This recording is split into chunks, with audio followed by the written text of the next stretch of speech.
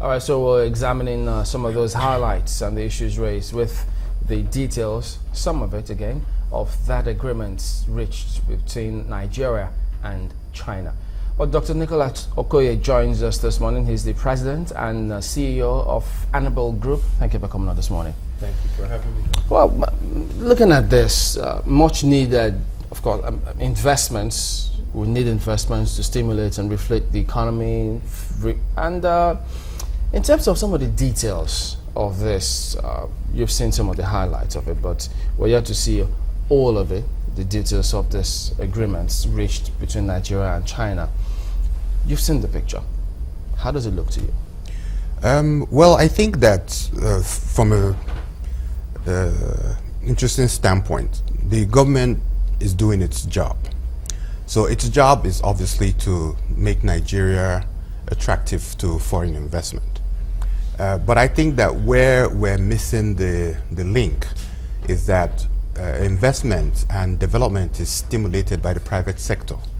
So what the government actually really needs to do is to get the private folks, the private business people mobilized and empowered to make these investments.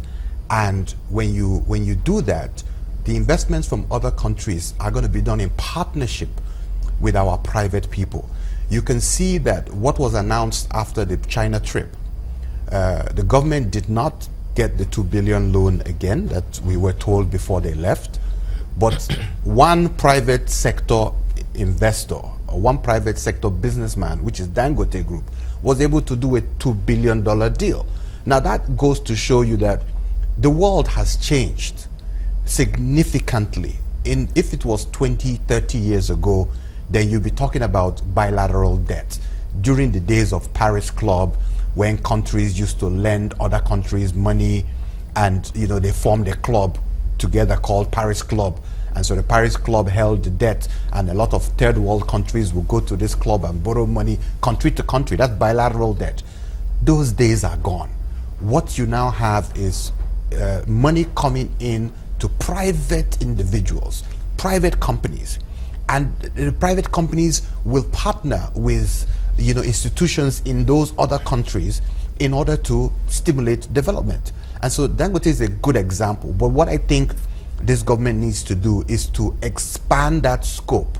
We need to have 100 different Dangote industries that the government can support and mobilize, and then take them on these trade missions so that they can actually be the ones to do these deals, as opposed to government trying to do the deal themselves. From the previous trips, you've seen the president also go. Have you seen enough of this approach? That's why I'm mentioning it, because we haven't seen enough of it. We tend to be in the mindset that deals are done by governments, okay? And internationally, most of the developed countries, you could be excused if you fall into that mindset and say, okay, maybe every time the president of the United States goes to another country, deals are announced. So it gives the impression that it is the country doing the deal. But it's not true. Most of the deals that are done is business to business. The government of the country just stimulates and supports the process and makes sure that that business or that investment comes to your home country.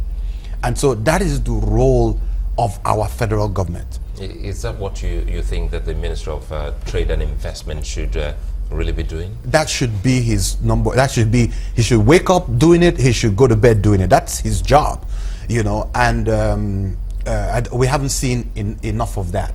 I think that there are quite a number of countries. I am in the finance and investment industry. I've been in this industry for over 20 years.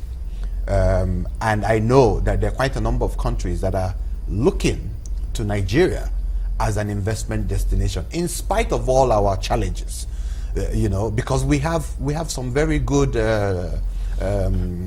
indices. We have a growing population. We have a population that is under 40, 70% of our population is under 40, which is not the case in most developed nations. Most developed nations have an aging population. So they're actually challenged for how to stimulate and how to keep economic growth on a sustainable basis. But they see a very different, dynamic in Nigeria and across Africa, where you have a very young population growing, and this population is not just growing, but it is coming to terms with a modern society. So there is all kinds of goods and services that we haven't even yet started demanding, that we will be demanding in the next 5 years, 10 years, and on a sustainable basis. So there is huge opportunity for investment in Nigeria. What it requires is the right framework to stimulate, mobilize that investment, and to create the right partnerships with Nigerian entrepreneurs. I'm just wondering, though, if the media got enough of the coverage of this, if people were aware. I don't know if were you able to follow the president's visit to China on television or anywhere? No, I did follow it on the internet. I know that they were successful in getting 2 or 3 deals signed for private businesses, which told me clearly that the mindset of which they had going was not actually what happened on ground, because what happened on ground was that all the deals were private deals. They were able to do the Dangote deal. They did a deal for a few high-rise buildings, and all these deals were done with private institutions. Even the great swap deal that everybody's talking about was done with the Industrial Bank of China, the ICBC. It wasn't done with the China Central Bank. So that, again, is a private deal. It's a private transaction, even though it is Nigeria Central Bank on the Nigerian side, but it's a private bank on the China side, which is, ICBC is the largest bank in the world in terms of assets. So clearly, what it tells me is that we need to take a step back and rethink our strategy for mobilizing investment as a nation. This mobilization of investment is a very, very important aspect of economic growth and development. And we need to understand that it must be done by putting entrepreneurs forward. So what it means is that the entire almost $6 billion they were talking about in investment coming from China will be coming in ostensibly through the private sector. It has to, and that's exactly what I'm saying. Because every nation now, that's the way business is done, and that's the way you're going to be able to mobilize investment to your country. The days of government getting investment directly to government are gone. And that's what I was trying to explain. Just wondering the other part, though, where they also said that Chinese businessmen had a meeting, with Nigerian businessmen. I think about 300 Chinese businessmen and 100 Nigerian businessmen. What sort of things usually come out of those kinds of meetings? Because some people just think it's just meetings for the for the sake of meetings. Well, the truth of the matter is that again, going back to the minister and the Ministry of Trade and Investment, their job would have been to prep the Nigerian business community prior to the trip.